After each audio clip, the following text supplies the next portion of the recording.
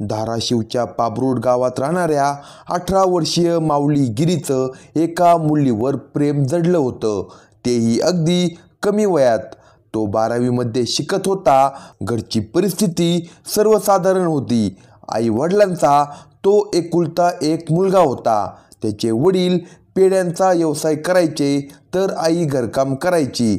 वाढतं वय, आकर्षण, त्यात मिळालेलं नवीन प्रेम यात 18 वर्षीय तरुण माऊली विसरून गेला होता की पुढे हेच प्रेम त्याच्यासाठी काय घेऊन येईल.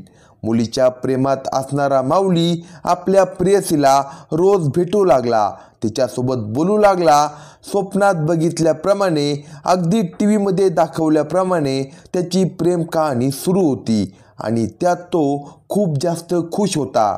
पण जेव्हा हे जोडपं एकमेकांना भेटायला लागलं, बोलायला लागलं, तेव्हा मुलीच्या नातेवाईकांनी या दोघांना बघितलं. मग काय, मुलीच्या घरी या दोघांच्या प्रेम प्रकरणाची बातमी मीठ लावून पोहोचली. घरच्यांनी मुलीला समजावलं, पण मुलगीसुद्धा माऊलीवर खरं प्रेम करत होती, म्हणून ती काही त्याला सोडायला तयार नव्हती. तेव्हा तिच्या घरच्यांनी तिला धाक दाखवला. तू आमच्या पसंतीने लग्न केले नाही तर आम्ही तुझ्यासाठी मेलो. मुलगी भावनिक झाली आणि ती दुसरीकडे लग्न करायला तयार झाली. पण प्रेम मात्र ती अजूनही माऊलीवरच करत होती. पण दोघांच्या प्रेमाची कुणकुण लागताच मुलीच्या कुटुंबियांनी तातडीने जबरदस्ती करून तिचं लग्न दुसऱ्या मुलासोबत लावून दिलं. मुलगी सासरी तर गेली, पण ती माऊलीला विसरू शकली नव्हती. ती त्याच्यावर अजून देखील प्रेम करत होती, म्हणून तिने माऊलीसोबत कॉन्टॅक्ट ठेवला. त्याला व्हॉट्सॲपवर ती मेसेज करू लागली. प्रेयसीचे लग्न झाले आहे या दुःखातच माऊली होता. तिला विसरायचा तो प्रयत्न करत होता. तेवढ्यात त्याचा संपर्क परत तिच्यासोबत झाला. आता लग्नानंतर देखील माऊलीचं त्याच्या प्रेयसीसोबत बोलणं सुरू होतं. कुणाला काही समजणार नाही असं हे दोघं चोरून लपून बोलत होते.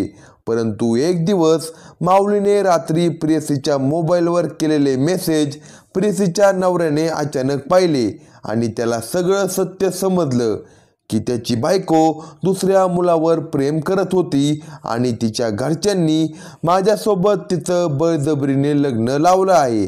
त्यानं बायकोच्या माहेरी फोन केला आणि मग तिथून पुढे सगळ्यांनी मिळून माऊलीच्या हत्येचा कट रचला गेला. संतापलेल्या नवऱ्याने माऊलीला भेटण्यासाठी पांढरेवाडी येथे बोलवलं.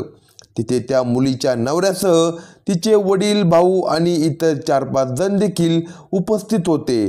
3 मार्च 2025 रोजी दुपारी 2:30 वाजता परांड्याच्या पांढरेवाडीतून या लोकांनी माऊली गिरीला उचललं होतं.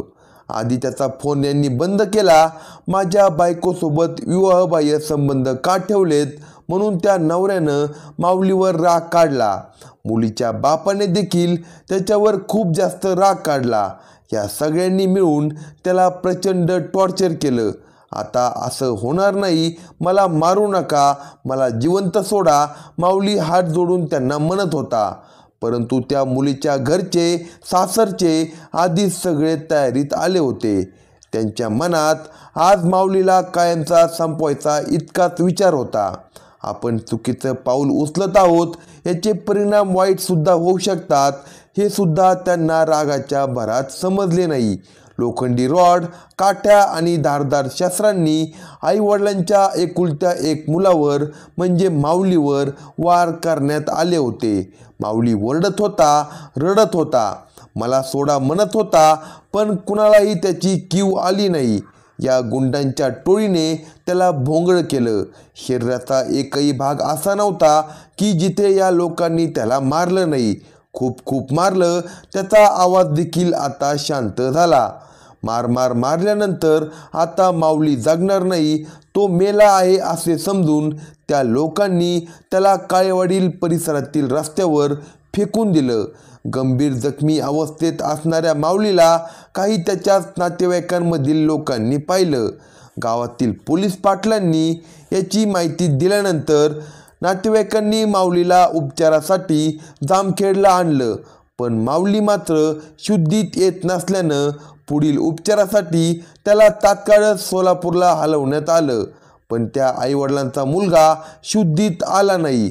14 दिवसांपासून तो बेशुद्धच होता.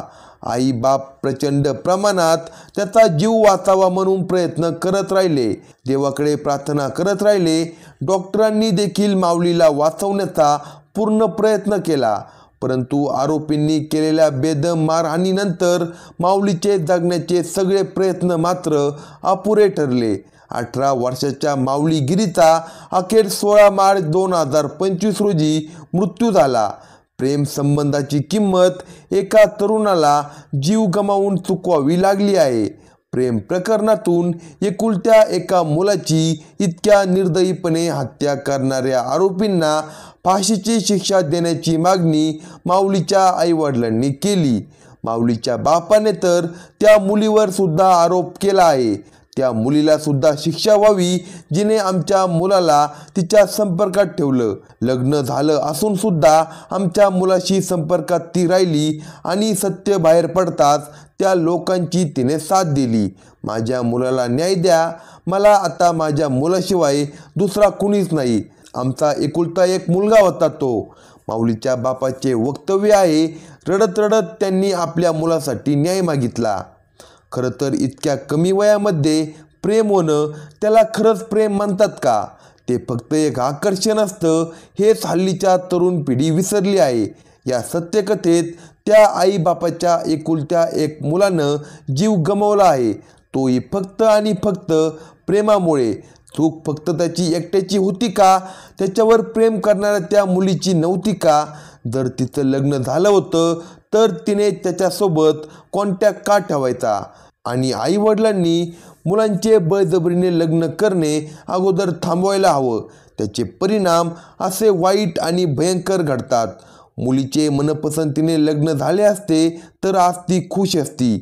उगाच ज्या व्यक्तीसोबत तिचं लग्न लावून दिलं त्या व्यक्तीचं देखील आयुष्य उद्ध्वस्त झालं. कदाचित त्याला या मुलीच्या प्रेम प्रकरणाबद्दल माहिती पडली असती तर त्यानं तिच्यासोबत लग्न केलं नसतं. कोणत्याही नवऱ्याला वाईट वाटतं जेव्हा आपली बायको परपुरुषाच्या संपर्कात असते, परंतु मग असा कुणाचा जीव घेणे, गुन्हा करणे याचा हक्क कुणालाच नसतो. जे घडलं अतिशय वाईट घडलं. ज्या मुलाने आईवडिलांचा आधार बनायला हवा होता, आज तोच मुलगा त्यांना म्हातारपणात सोडून गेला, तेही फक्त प्रेमासाठी. पोलिसांनी या प्रकरणी गुन्हा दाखल केला असून पुढील तपास सध्या सुरू आहे. यातील आरोपी सतीश जगताप, राहुल मोहिते, आकाश मगर, विजय पाटील अशा 4 पोलिसांनी अटक केली आहे, तर अन्य आरोपी अजून फरार आहेत. या प्रकरणाचा पुढील तपास आंबीचे सहाय्यक पोलीस निरीक्षक गोरक्ष खरड व पोलीस उपनिरीक्षक ज्ञानेश्वर गाडगे करत आहे. या घटनेबद्दल तुम्हाला काय वाटतं? तुमच्या प्रतिक्रिया खाली कमेंटमध्ये सांगायला विसरू नका.